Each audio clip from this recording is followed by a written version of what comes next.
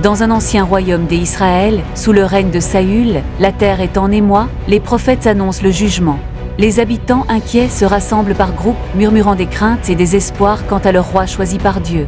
Saül, majestueux mais tourmenté, prie seul, implorant la direction divine au milieu des ténèbres de son cœur. Le prophète Samuel, représentant de Dieu, atteint la cour et transmet un message de réprobation, brisant le silence pesant. Samuel annonce la décision divine. Saül est rejeté en raison de sa désobéissance, une nouvelle inattendue pour tous. La promesse d'un nouveau roi résonne, laissant une ombre d'incertitude sur l'avenir d'Israël et des espoirs troublés. La promesse d'un nouveau roi résonne, laissant une ombre d'incertitude sur l'avenir d'Israël et des espoirs troublés.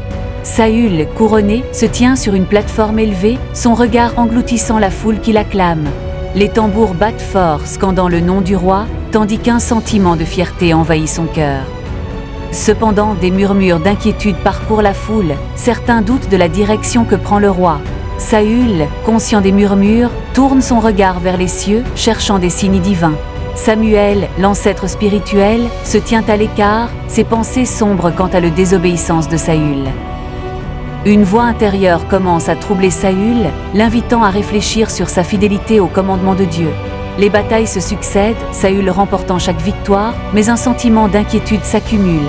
À chaque victoire, l'ombre de la désobéissance grandit, inquiétant le cœur du roi. Une assemblée est convoquée, des leaders demandent des réponses sur la vraie direction d'Israël. Saül se présente, la voix tremblante mais la détermination dans ses yeux, il sait des décisions doivent être prises. L'incertitude demeure mais Saül et le roi oint se sentent appelés à agir selon la volonté divine.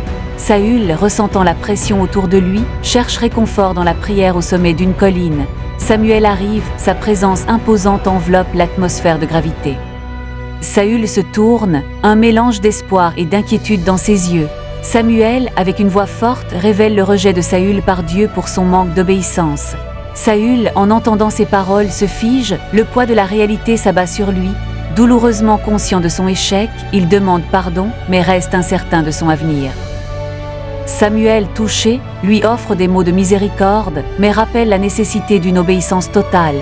Saül, luttant avec son identité, se sent piégé entre ses actions et son appel divin. Les murmures des chefs d'Israël résonnent, remettant en question la légitimité de Saül. Le désespoir s'installe, les alliances commencent à se fissurer parmi les tribus. Saül, de retour à son palais, ressent l'isolement et l'angoisse grandissant. Il se lève entouré de familiers, mais sans leur inquiétude croissante pour son règne. Saül tente de prouver sa valeur en planifiant une nouvelle campagne militaire. Les craintes des leaders ne font que grandir, un désastre militaire pourrait nuire à son autorité. Saül prépare ses hommes pour la bataille, mais son esprit est troublé par la peur de l'échec. Les soldats, bien que déterminés, ne cachent pas leurs doutes face aux chances de succès. Saül se rappelle des victoires passées, mais la pression de l'insatisfaction des leaders le hante. Samuel, à distance, observe silencieusement, conscient du déclin de Saül.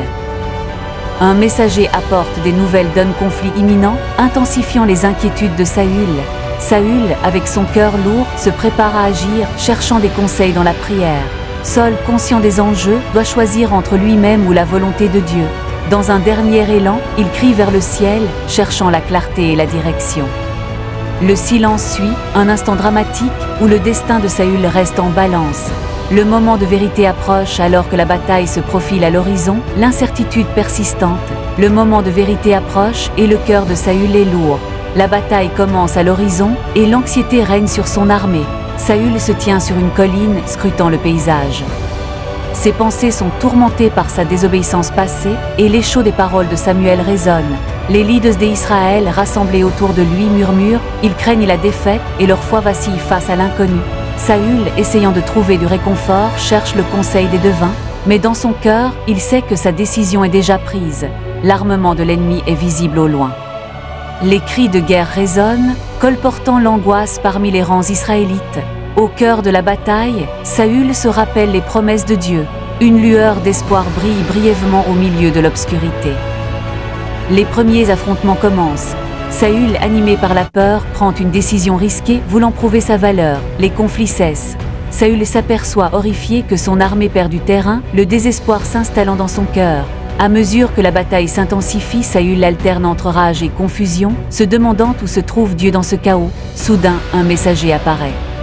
Ces mots sont clairs, le rejet de Dieu pèse sur le sort d'Israël, et la fin est proche.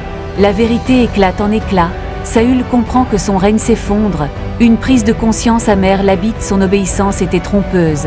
Alors que les derniers combats font rage, Saül se remet en question, se demandant si la rédemption est encore possible. Saül, tremblant, se trouve dans un champ de bataille dévasté. Le bruit des armes résonne autour de lui, faisant écho à ses pensées sombres. Il se souvient des mots du prophète.